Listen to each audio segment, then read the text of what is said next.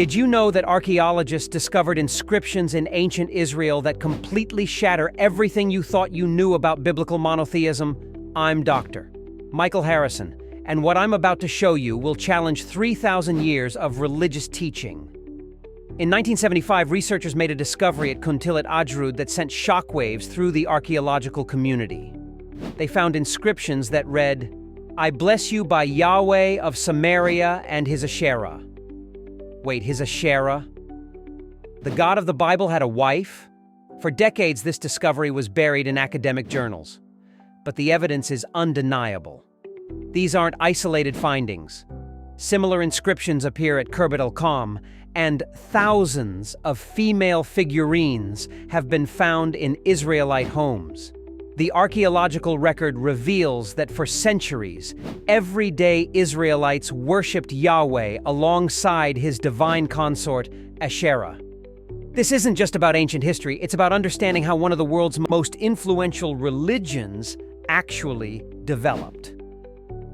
The transition from polytheism to monotheism wasn't sudden divine revelation.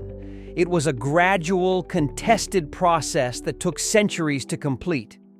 The implications are staggering.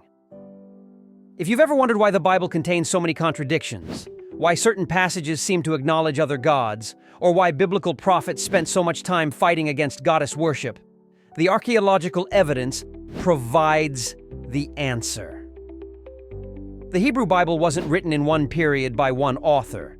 It's an editorial masterpiece that skillfully blended competing traditions. The editors preserved multiple creation accounts, conflicting genealogies, and different versions of the same events. This wasn't careless editing. It was brilliant literary strategy. What we're seeing is the real story of how Yahweh evolved from a minor storm deity with warrior attributes into the God worshipped by billions today. Starting as a local Canaanite god tied to specific landscapes and people, this deity eventually became the centerpiece of faith for billions worldwide.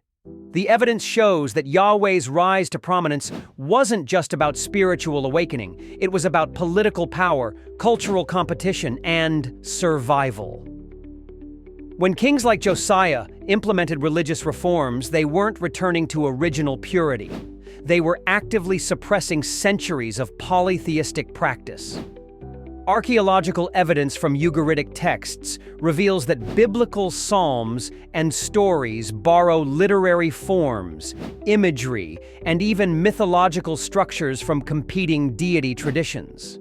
The Mount Carmel contest between Elijah and Baal's prophets wasn't just theological polemic. It was historical reflection of divine rivalry. The female figurines found in Israelite homes aren't foreign influences. They're evidence of indigenous goddess traditions that provided fertility blessings, protection in childbirth, and feminine divine presence. For ordinary families, these weren't competing religions, they were complementary approaches to different life challenges. This research matters because it shows religion as a fundamentally human response to existential questions. Rather than diminishing faith, understanding this evolution helps us appreciate religious traditions as repositories of human wisdom, adapting ancient insights to new circumstances, while maintaining connections to practices that provided meaning for countless generations. The truth is, Yahweh's transformation from minor deity to global God is perhaps the most remarkable example of religious evolution in human history now. And this evolution is still happening. Modern Christianity, Judaism, and Islam all represent different adaptations of this ancient deity to new cultural contexts. Each generation faces the challenge of maintaining connection to ancestral wisdom while addressing contemporary needs. The same creative forces that transformed a local storm god into the foundation of three major world religions continue to operate today, helping communities navigate new challenges while maintaining connections to transcendent meaning. If you want to discover the full archaeological evidence that's reshaping our understanding of biblical history, I've compiled everything in my book, The Warrior God: How Yahweh Conquered the Ancient World. The link is in the description.